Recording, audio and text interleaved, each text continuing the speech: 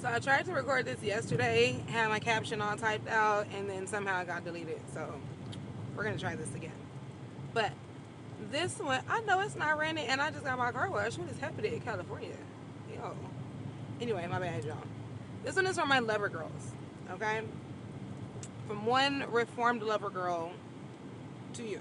Okay, baby, I know that it is hard containing all of that love that you have to give. Okay, I know that it feels so good when the energy that you are giving out, you feel like is being received back to you. I want you to remember two things. Number one, when that person is giving that back to you, baby, that is love bombing. That's number one. Number two, they are mirroring. When you just jump out the gate like that, you're literally giving them the blueprint to screw you over. Okay? You need to figure out what it is about you that makes you want to give so much of yourself all at one time. For me, it was my attachment issues. I talked about, growing up, having the type of mother that I had, and feeling like I had to work really hard for her love. So I realized in past relationships, what I would do is, as soon as I felt like I liked somebody or I was like, this is the one, I went overboard. So when you look at like a lot of these relationships and people be like, oh, I only knew him for this long and then we moved in together and we this and that. Yeah, that's why when shit hit the fan, it hit the fan the way that it did because you didn't know that person. And the love bombers, what they do is they are trying to give you all of this love, right? All of the things that your little heart desires. They're trying to do all of these things because they need to get you hooked before you figure out who they actually are. Excuse me, just ate lunch. They want to get you in deep before their mask starts to slip and you go, oh no, this person is not safe. I'm cool. I don't want no problem. I don't want no parts. That's what that is. I had to learn that. I told you guys in previous videos, when I look back at my the three serious relationships that I've been in, the service that I did myself was I didn't take enough time to really and truly get to know these people. And because of that, by the time I got to know them, it was like Lucifer himself.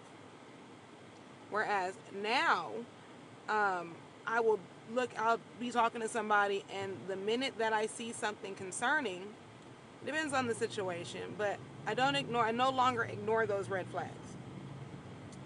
A lot of the time, too, you're in so deep and you've made this person look good to whoever you've been talking about them to, right? And then when you do that, you feel like you got egg on your face to have to go and tell your friends and family members, like, oh no, it didn't work out, whatever, whatever. When I was coming from an unhealed place and I was just wanting things to work so bad, or I wanted that relationship goals, relationship, and the matching outfits and the pictures and all of the bullshit, right? When I wanted all of that, I had a really hard time releasing the fact that, hey, this ain't your person and it's cool. You know what I mean? Like, I wanted it to work so bad that I was putting up with whatever. I was ignoring the red flags. I was, you know, working harder and hoping that this person would see my worth and change. And just, baby, that's just not what's going to happen. I am not a roster dating kind of person. I just can't do it. I have tried multiple times.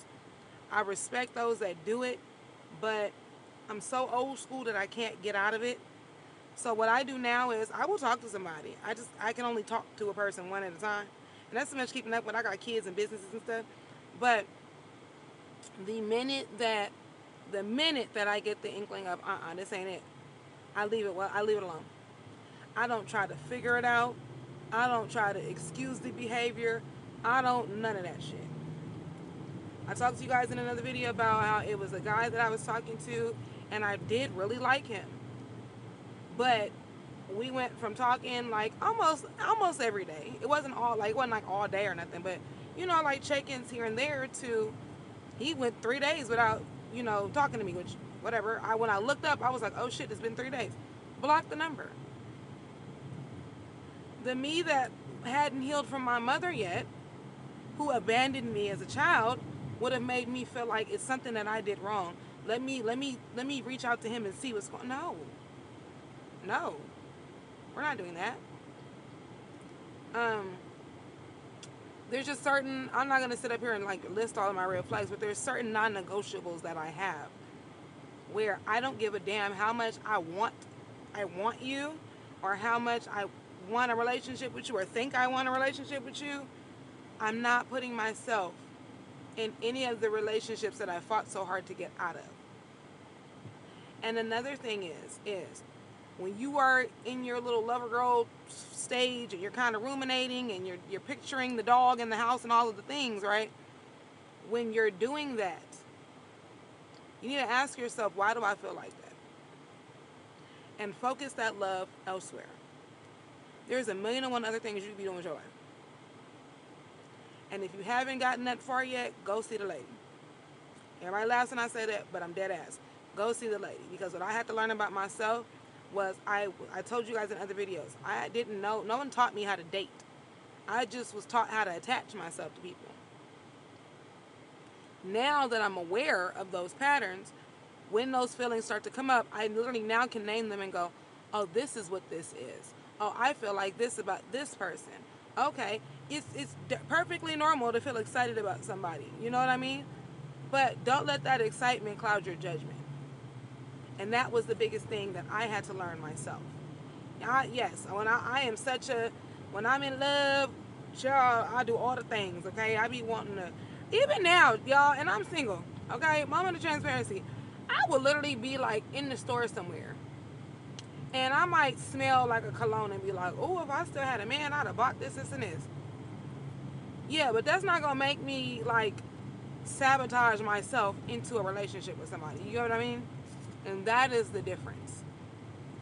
I be seeing these TikToks, and like it was one I just seen the other day, and this girl was like, yeah, by day 7 we were saying I love you, and in a month we moved in together, and of course the man moved into her house, and all I could possibly think was, he's about to ruin your fucking life. But you want to be loved so bad, and I get it, y'all. The words feel good. Let them feel good. Let them feel good. You know, you ain't hugged a man in a while. Yeah, sometimes them hugs and that hoe ass cologne, that Dior Sauvage, yeah, that shit smell good and feel good. I understand. I'm with you. But don't let it cloud your judgment. That's the difference. If I run into an old friend, oh yeah, baby, I'm gonna get me a hug. Oh, it's so nice to see you. All of the things, I'm gonna take it in and all that shit. And when I breathe that shit out, I'm breathing out all of the delusion. Okay. We're gonna inhale common sense, and we're gonna exhale the fucking delusion. I know that it gets hard sometimes. I know that it gets lonely sometimes. But when it gets like that, you need to work out with you why it's like that, and why you can't be by yourself. Yes, we all crave human connection, but you will never truly know what you want, and you will never truly be happy until you get to a position where you are comfortable in your own company.